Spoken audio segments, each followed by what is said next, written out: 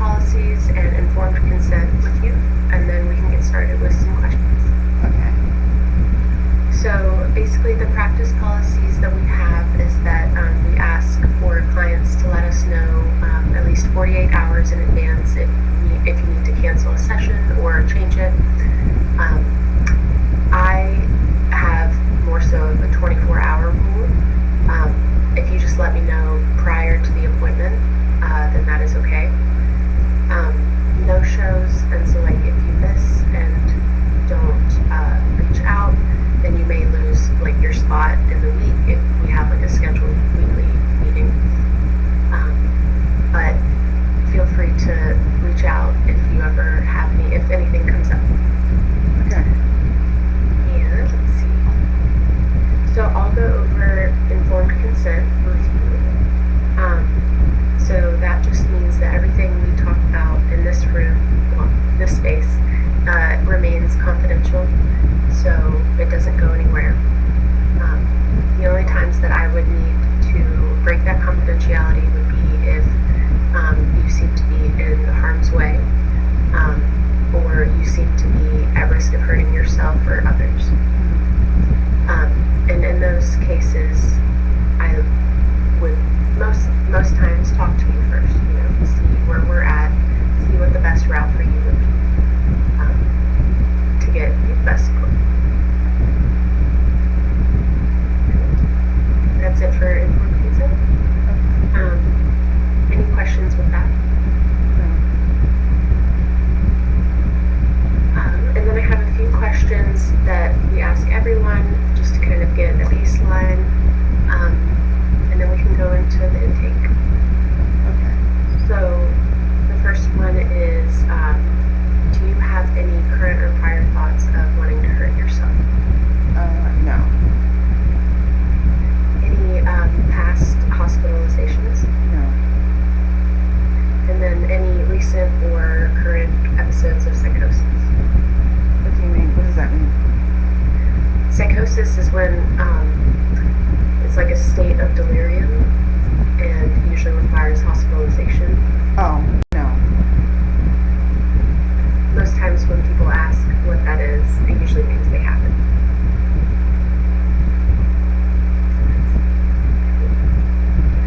And that's all of the little questions I have for that.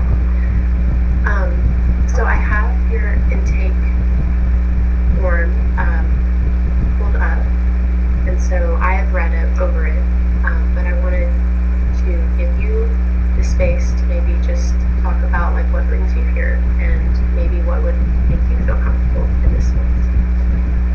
Well, a lot of very traumatic things have been happening to me recently. First of all, I just moved here from Miami 2 years ago, but it was very traumatic right before I left Miami. They had a series of floods or tropical storms, and because my apartment was on the first floor, it got flooded for 2 weeks. There was water up to my knees, and all of my belongings, all of my clothes and furniture and everything was submerged in water. So then that was traumatic, but bad weather can't keep continuing. They said that happens once every 10 years in that apartment building. But then there was storm after storm after storm after storm, and it just kept flooding. So I knew I had to move. So I chose a house in Virginia, here in Martinsville, and moved in. So everything was going well. I was making enough money for them to consider me and everything for the mortgage. And then when I moved here, things just got, I don't know, I think things were pretty bad in Miami, because before I left Miami, right after my apartment flooded, I found out that my father died, and that he was going to be buried in Arlington Cemetery, which is in the state of Virginia. So I had to go to his funeral, but right before his funeral,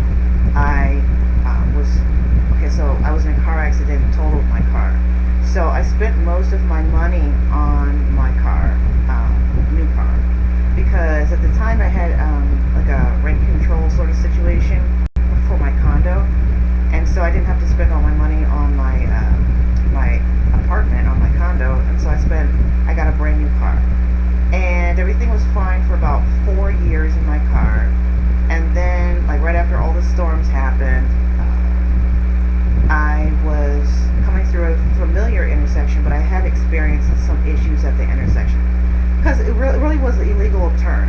Okay, so I wasn't supposed to be turning there, but the person that hit me, he was in a giant Dodge Ram vehicle, and I was in this little red sedan.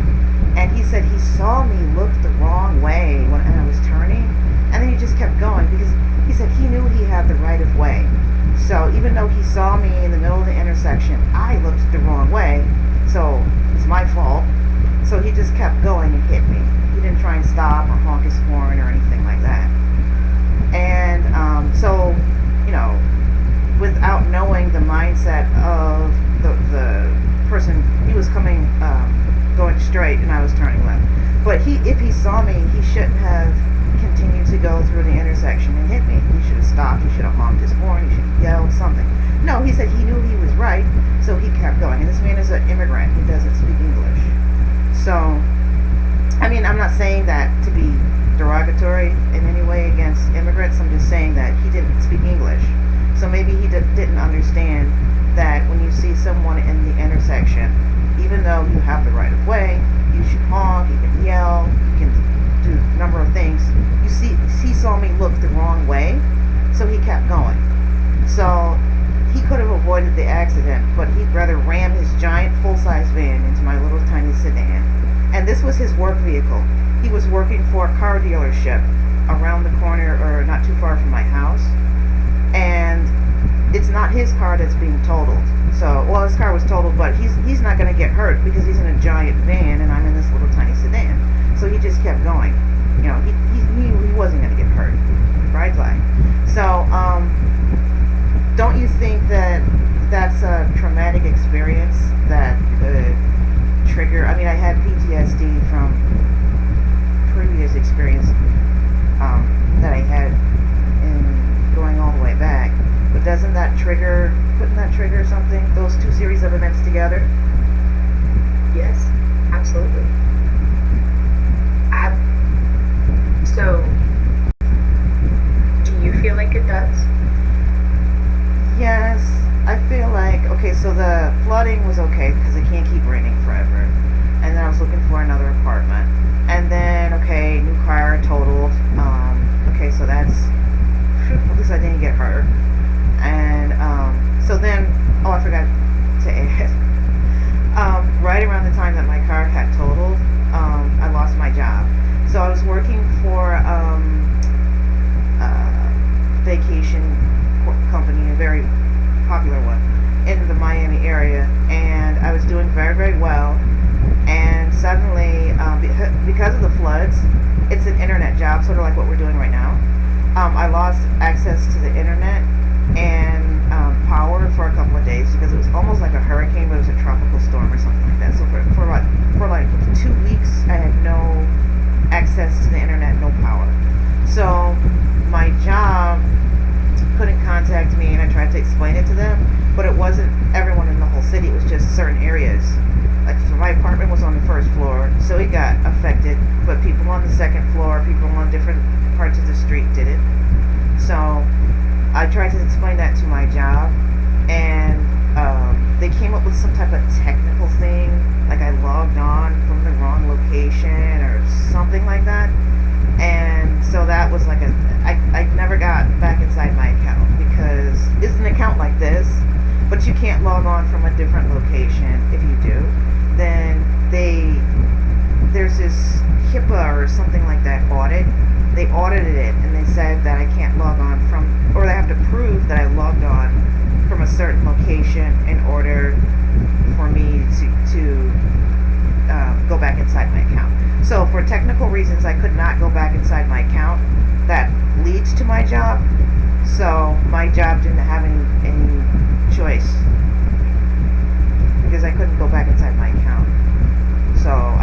job. And then, okay, so my father died, I lost my job, my apartment flooded, my car was totaled. And then, okay, so I moved to Virginia. I went to his funeral, and then I moved to Virginia. Got the house. House is a fixer-upper, so it has a lot of things wrong with it. But, or not wrong, but needs to be renovated. And so, oh, what happened when I came here?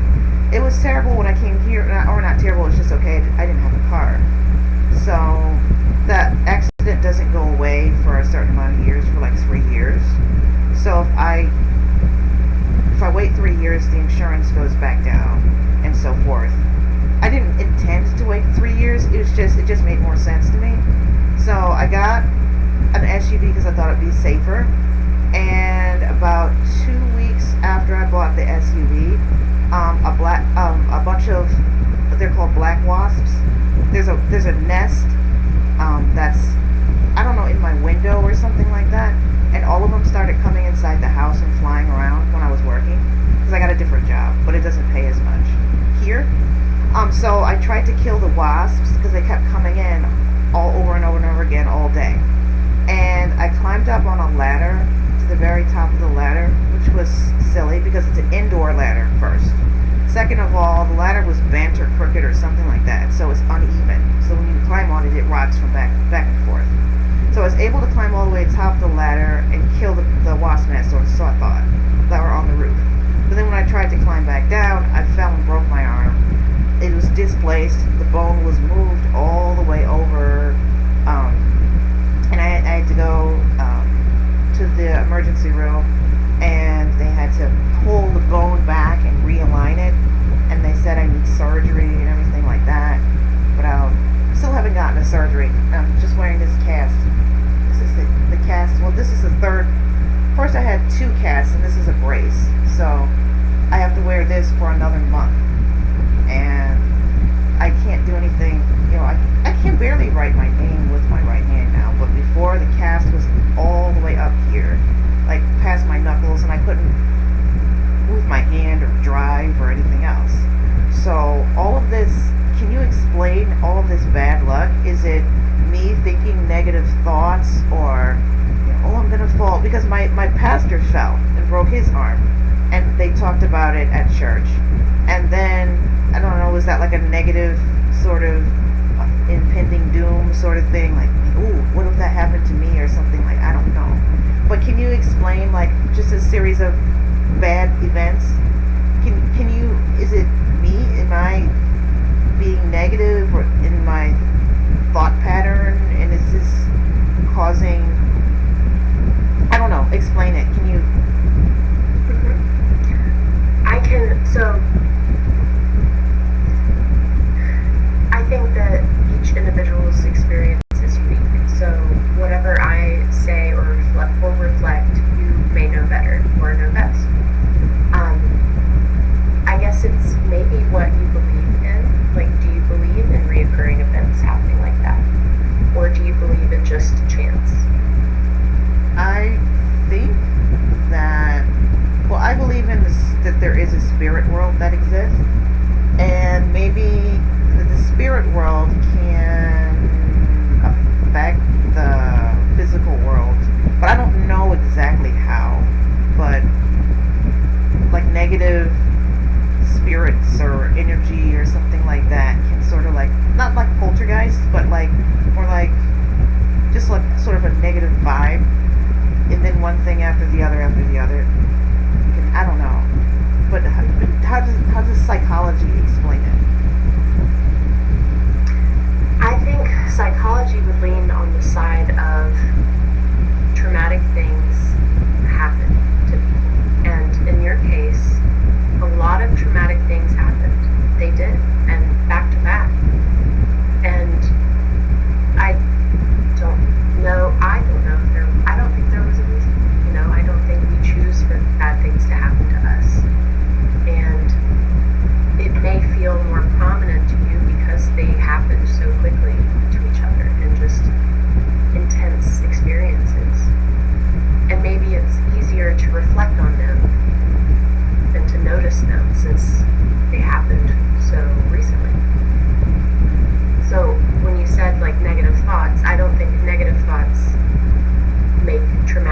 experience is happening.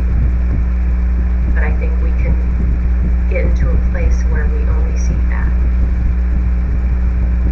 How do you get into a place when you only see bad? I mean, there's a lot of positive, and I keep trying to think of something positive, but and I'm still. That's why when you asked about the thoughts of suicide and all that, like, if I really thought about it, so that I just try not to think about it, and try to think, okay, what's the next positive thing that I can do next? And I just don't know. I don't know what the next move is or what I should do or. What do you want for maybe yourself, like in the future? What are some of your I don't goals? know. Continue to have some place to live and to be healthy and for my arm to heal and continue to have transportation and have a car and have income and things like that. What are some ways in which you want to maybe feel differently, like with healing and like mental health? I don't know.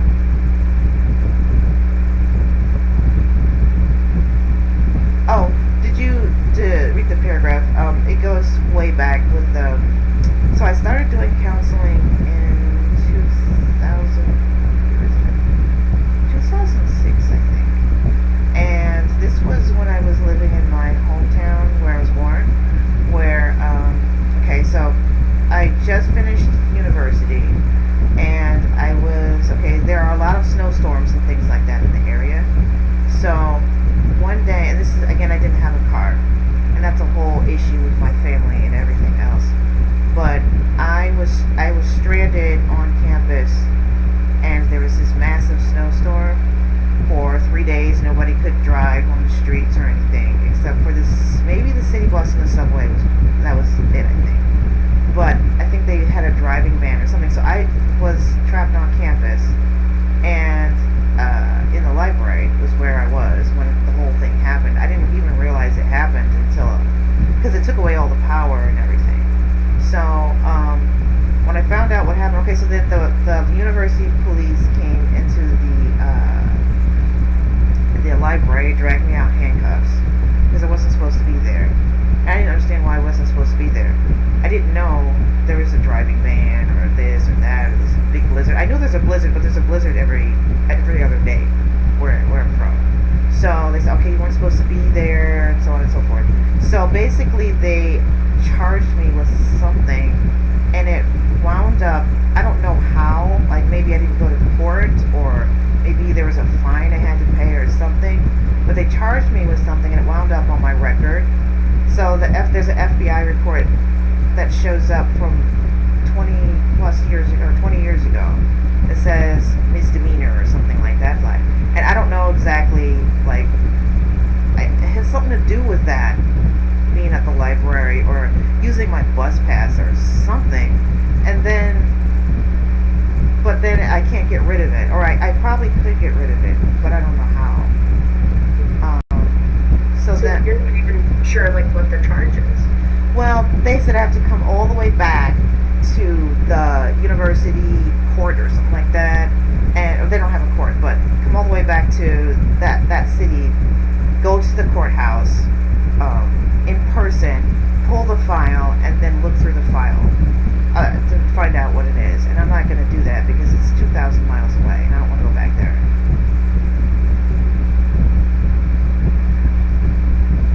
That makes sense. I mean, why? How do you counsel people who have had these sort of things happen to them, and what do they do about it in order to get through it?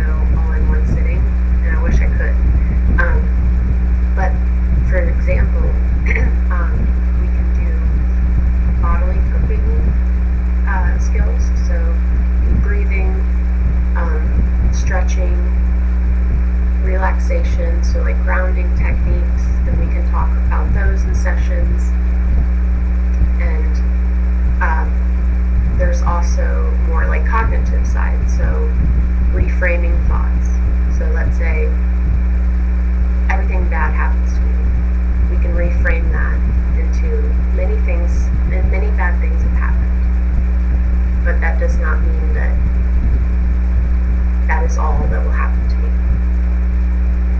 Something like that.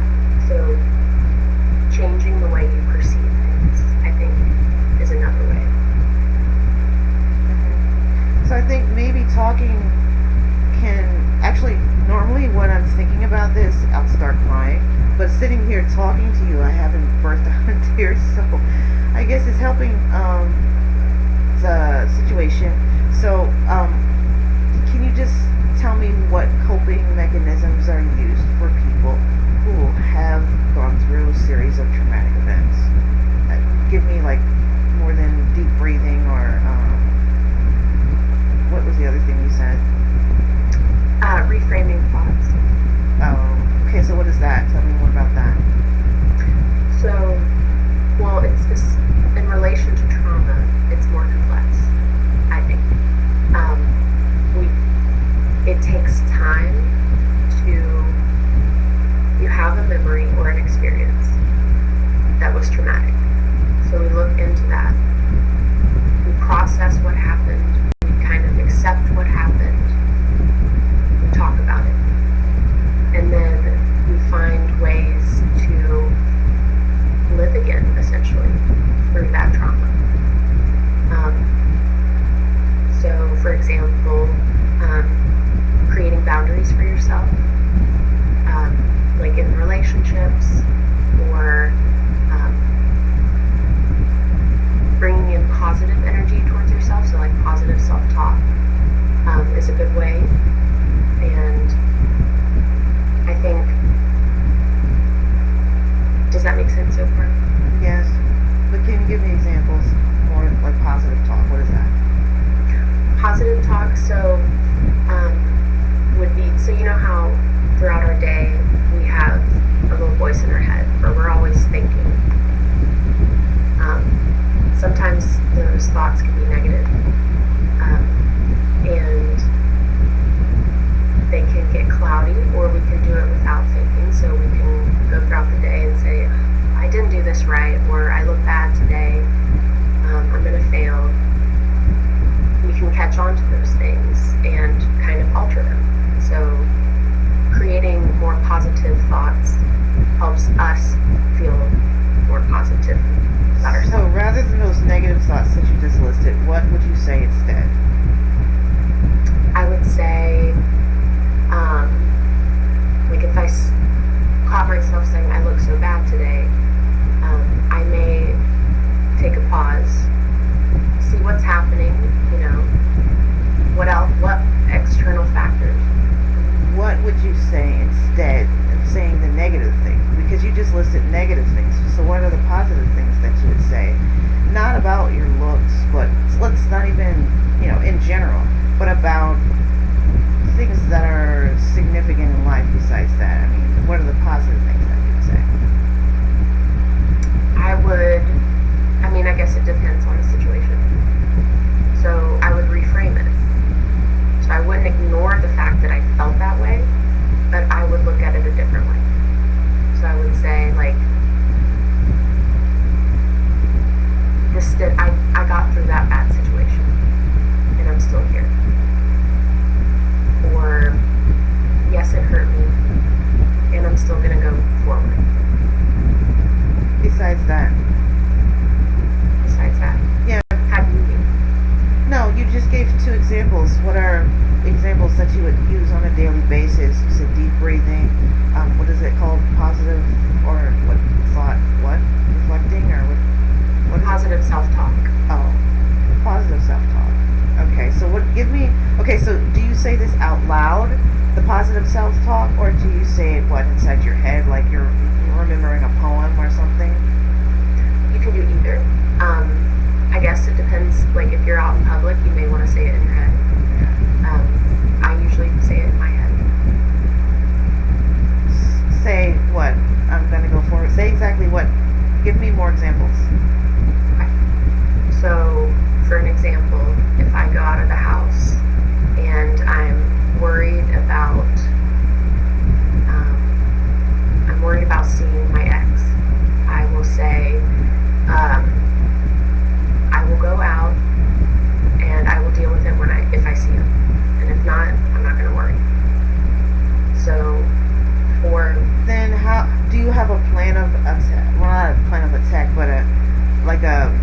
have so it depends on if your ex was violent or what, whether it was an acrimonious separation.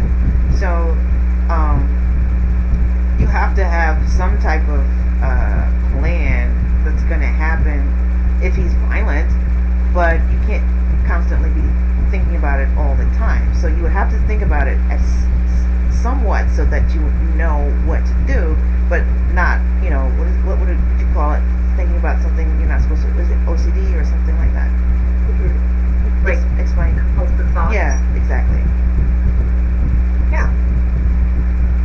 And so like you need to be prepared, but maybe not in a compulsive way that brings you down. Is that kind of what you were Yes, saying? give an example. Of that? Yes. I think, well, that is kind of the example of like being aware of your safety, being mindful of that, aware of the situation, of the factors, and then once you have that information, making a plan for yourself. So I'm going to be safe in this way, or I'm not going to let him have control over me. All of those things, though, you don't learn in one sitting. You develop them over time. Okay. Well, what should I do as far as my self-thinking process after all of these events have happened to me?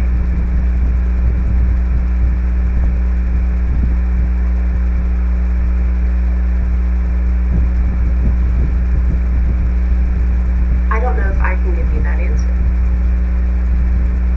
because I think, like, how do you want to feel? Like, what is your ideal version of yourself? I what do you mean? How do I want to feel? I don't want to feel bad. I mean, what do people who have gone through a lot of traumatic events, what type of things do psychologists tell them to say, or either out loud, or what, look in the mirror and say it, or say out loud in their head like they're memorizing a poem, or what do they tell them besides? Give me a list of things. I can send you over a list of things, but I think it is more complex than just sentences to say. I think we have to look into the trauma, take our time to like pick out, like for example, you were hurt and you were scared, and in a car accident is no little thing. So recognizing that impact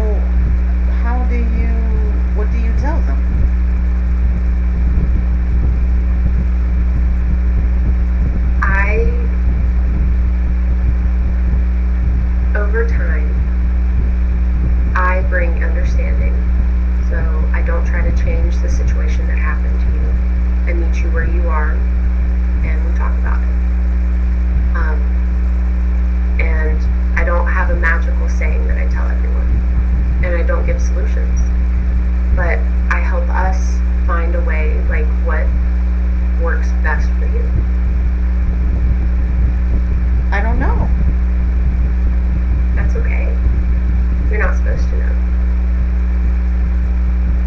I think we can work on finding ways to feel better or to feel safer.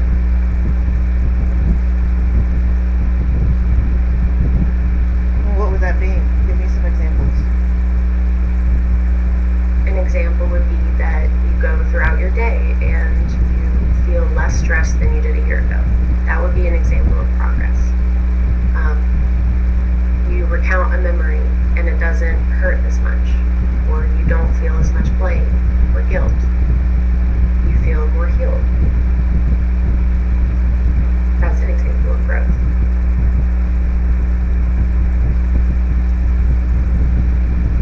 So let's go back to my specific situation. Tell me exactly, some ideas of sort of mental exercises or emotional exercises that I could go through to cope with. Just choose either one of the things I told you that happened and tell me sort of like what coping mechanism, like a daily exercise or sort of like for my emotions or for my mindset that I could go through that would help me. Can you give me an example? Gratitude journaling. Okay. Do you know about that? Tell me more about that. So gratitude journaling could be something you add to your daily routine. So like every day you wake up, journaling if you like writing. So gratitude work is talking about the things you're grateful for and talking about the things that are going right or the things that you've done that you're proud of. And that can be something that, starts your day out on a positive note. So that could be an example. Tell me some things that if you were gratitude journaling, what would you say in your journal? I would say I am thankful for where I'm at right now. I'm thankful to have a roof over my head. I'm thankful for friends, and I'm thankful for me being able to be a good friend. That's some of the things that I would say. Okay. Is there anything that you would say? No. Can you think of more, like specifically? Okay, so am I not to think about the events that took place? Do I just pretend like it didn't happen, or do I try and learn? Of course, I have to try and learn from it so it doesn't happen again. But okay, so don't get a first floor apartment. Okay, so that's an illegal turn. I should have known that, even though the man should have stopped. I mean, you don't see somebody and say, "Oh, I have the right of way, so I'll just go ahead and hit her." What does that? It just feels like, okay, I don't care. The other person said I'm right and you're wrong, so I don't care if you die or if you get hurt or what happens. I'm fine. I'm in this huge car and you're in a little tiny car, so I can just hit you. He probably got workers' comp. He was driving. The car he had was a giant full-size van that said the dealership on the side of it. Such Honda dealership. So that car was not his car. He totaled his boss's car while he was at work. So that way he gets workers' compensation or something like that. I don't know what would motivate somebody to do that. I mean, is it just because he didn't speak English? Or no, it's not that. It's more complex than that. It's just a lack of care for other people, right? I think that is something that stems or that encourages trauma. So the fact that someone could have done something like that, or like in relationships, how could that person have hurt me and be okay with it? That can be sometimes stronger than the incident itself. And I don't think you have to forget that it happened or ignore that it did. I think embracing that it did is more important.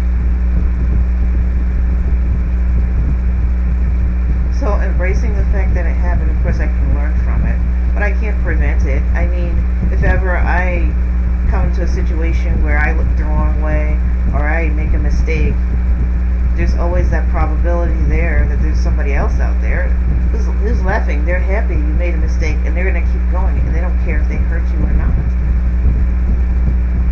I mean, you see how I talk about myself? I say shouldn't I be saying me? Shouldn't I be going, putting this in?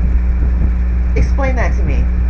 Why do I say, shouldn't I be saying me, I? Do you feel comfortable when you say that? Like I and But shouldn't I be saying that? Shouldn't I be saying I? This happened to me because I think if I say I, it feels, I don't know. Can you explain?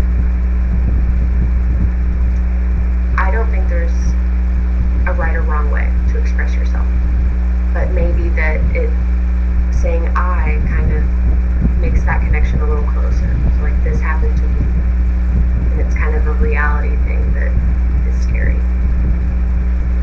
Does that kind of feel genuine? I don't know, but when people talk about bad things that happen to them, do they usually say, if this happened to you, or do they say, this happened to me? I am the one that was in this situation, or do they try and disconnect themselves from it and say, okay, if this happens to you, you see what I'm saying? Is that disconnecting myself from the event, or? It might be, yeah. I feel like I hear most people say, this happened to me, I did this. And then when I see that disconnect happen, it feels more comfortable to maybe put yourself out of that first person point of view. What do you mean? So is a better coping mechanism for me to admit that, okay, this happened to me, rather than try and sort of take myself out of it and say, okay, I'm talking to another person. What if this happened to you? Like that. So which is a better coping mechanism when trying to learn from negative events in the past? Putting yourself right back in there. Me. This happened to me. Or, oh, what if this happened to you? Or, like, tell me that. What? Yes, I think that is a better way to frame it, is to use I and me, because that allows you to take power and ownership over that experience. Okay. So then how do you move forward? I mean, you said, was it positive what was it? Self-thinking? Or Positive self-talk. Positive self-talk. Okay, so tell me some positive self-talk things, more things that I could use, like, say, for, I think you said, you gave me something, I am in control, or what else? I am safe. I don't know what's going to happen. That can be a good statement as well. Like if we have racing thoughts, we can say, I don't know what will happen. Also, tuning into your strengths. So like, are there any strengths of yours that stand out to you? I don't know. What strengths what should I consider a strength? Anything that makes you feel good or that you're good at. Okay, so then how do I categorize things as I'm good at this or I'm good at that? I'm not sure. I think that might be something that you may have to reflect on. So like, are you good at talking to people or good at drawing? Do you have a strength in kindness or standing up for yourself or kickboxing? Anything.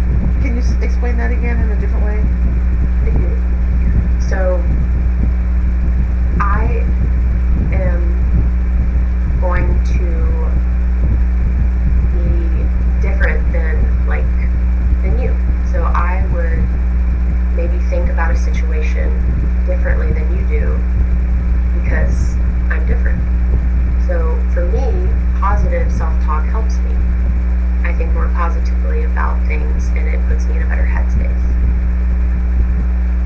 What if you don't like to be in that headspace or it feels fake?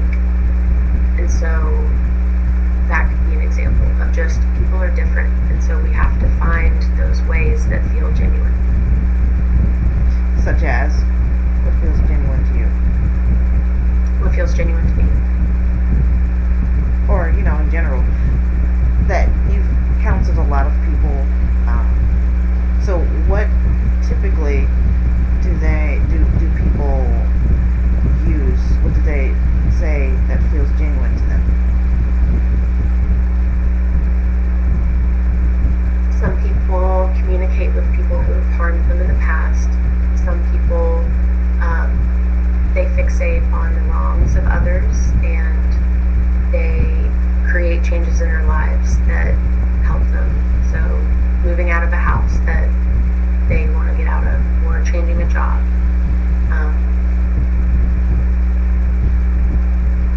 And it's truly just about what feels right and being honest with ourselves. Okay, so what is being honest with yourself? That can be very hard. I think that, what does honesty look like for you? Like, are you... What is it supposed to look like? What is a good example of being honest with yourself, or being... An example would be, let's say you have a fight with someone, being honest, so taking accountability. So I was mean to this person, or I shouldn't have said this, and I'm going to make amends with this person. That would be an example. Okay. So give me an example based on the situations that I explained to you that happened to the traumatic events that happened to me. I think that is something we can talk about in the future, and with the intake we have about 9 minutes left. Oh, okay. And it's truly, so I hear that you want like solutions. You want me to maybe tell you how to feel and what to think and what the right thing is. And I want you to build that trust in yourself and maybe come up with ideas that would work best for you, bouncing off of mine. And so I think it just takes time for us to come to like different topics. Different things may come up. We can see, okay, you did this in this situation and it felt bad. Maybe let's try a different thing. Okay. So we're just going to trial and error different things? Pretty much. But also giving you this space to just talk about your life and about what you're thinking. Okay. So then this first meeting is over? Yes, in a few minutes. Okay. So I do have to get to work. I just started a new job, so I don't want to be late or anything. So Okay. Okay. Do you want to plan for your first meeting, or how would you want to do it? Don't I have to do that with the scheduling lady, or? Yes, you can, or you can do it here if you want. Well, I don't know. I have to look at my schedule in order to determine when I can meet with you.